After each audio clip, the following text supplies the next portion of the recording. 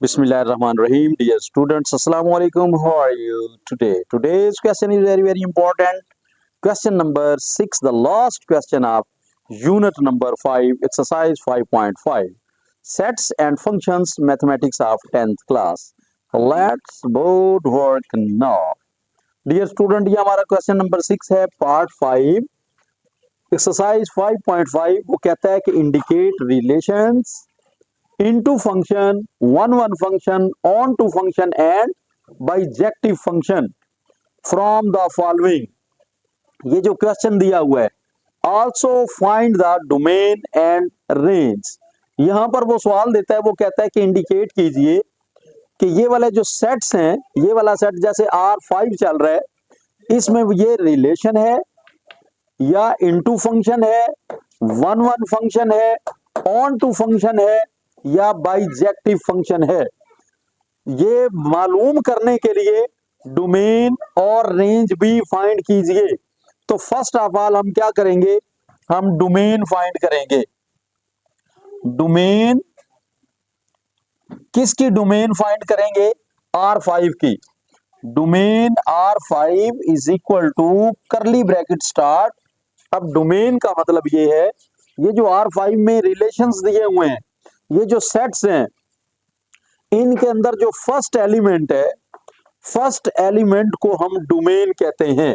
यहां पर देखिए A B C and D, इसको लिखेंगे A B C and D, ये डोमेन कहलाता है।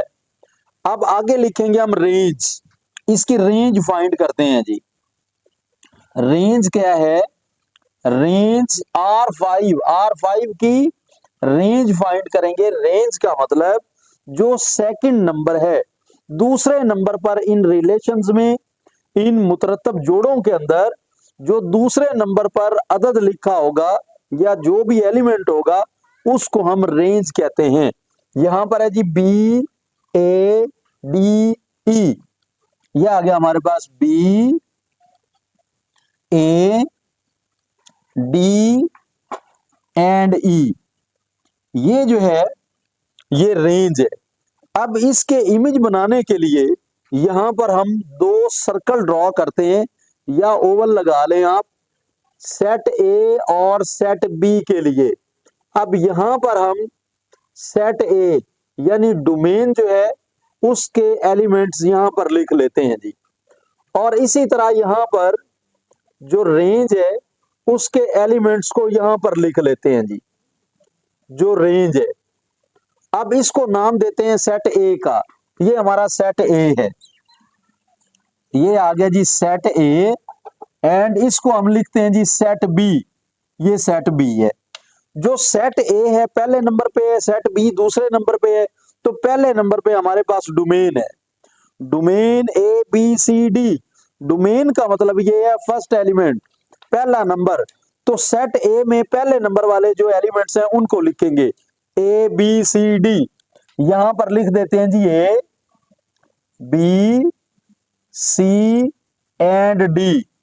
अब इसके बाद आगे है रेंज। रेंज दूसरे नंबर पे है, तो दूसरे नंबर पर जो हमने ओवल लगाया है सेट बी है, उसके अंदर हम रेंज के एलिमेंट्स को लिखेंगे B A D E, B A D E.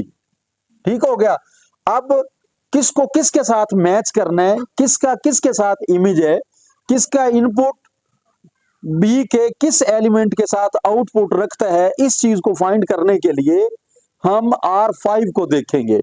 R5 के अंदर देखिए ये जो पेयर्स दिए हुए हैं, वो कहते हैं जी ड्रॉ कीजिए ए को बी के साथ, मैच करना है ए को बी के साथ, ए को बी के साथ मिलाएंगे। ये ए को बी के साथ हमने मैच कर दिया जी, इमेज बनाया। इसका इनपुट बी का, इसका आउटपुट है। आगे वो कहता है बी को ए के साथ, ये बी जो है इसको ए के साथ मैच करेंगे, इसका इमेज ए के साथ बन गया जी। अब इसी तरह वो कहता है सी को डी के साथ, तो ये जो सी है इसको आप मैच करेंगे डी के साथ, इसके साथ इसका इमेज बना। डी को ई के साथ, तो ये डी जो है इसको ई के साथ हम मैच करेंगे। इसका इनपुट डी के साथ आउटपुट रखता है। अब ये देखें जो सेट ए है इसमें एलिमेंट्स, जितने एलिमेंट्स हैं इनके इमेज सेट बी में है और सेट बी के इमेज सेट ए के अंदर मौजूद हैं।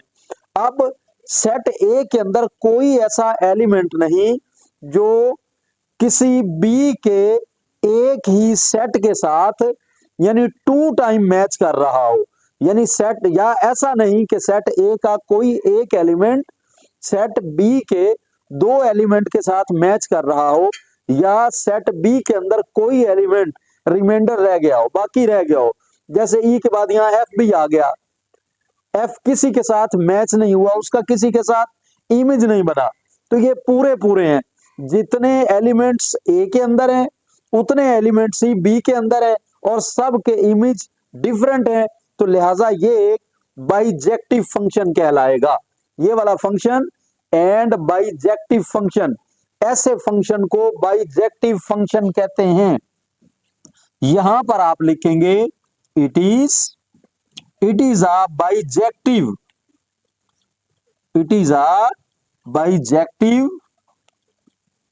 फंक्शन, ये बाइजेक्टिव फंक्शन कहलाएगा, बाइजेक्टिव फंक्शन।